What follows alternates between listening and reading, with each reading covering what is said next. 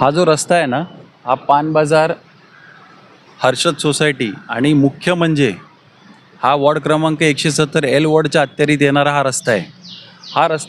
हा रस्ता तुम्ही बघितलात, इथनं पेशंट जातात सोमय हॉस्पिटलचे.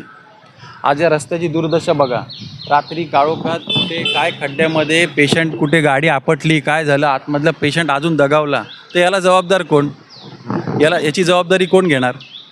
याची जबाबदारी प्रशासन घेणार का? आता काळोखात इथे पाऊस पडला, कुठे काय खड्ड्यात काय झालं, दिसतो का आपल्याला पावसात? काय की हा खड्ड्यांचा रस्ता आहे, मुलगा पडू शकतो. याच्यासाठी आहे की हा रस्ता लोकांसाठी बनवलेला आहे की हा कोणासाठी? हा कॉन्ट्रॅक्टर हा कोण आहे? ह्याला तुम्ही उचलून काय ह्याच्यावर कारवाई करणार का?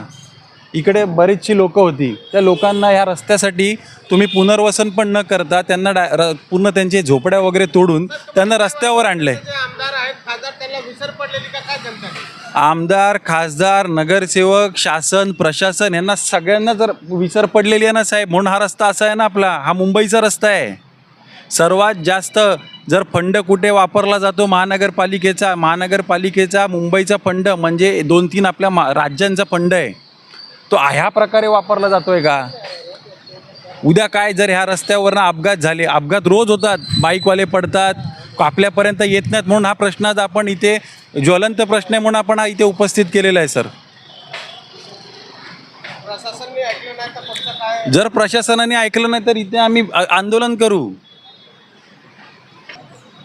जर ह्या रस्त्याचं काय यांनी काय केलं नाही तर आम्ही BMCच्या अधिकाऱ्यांना इकडे आणून डुबवू.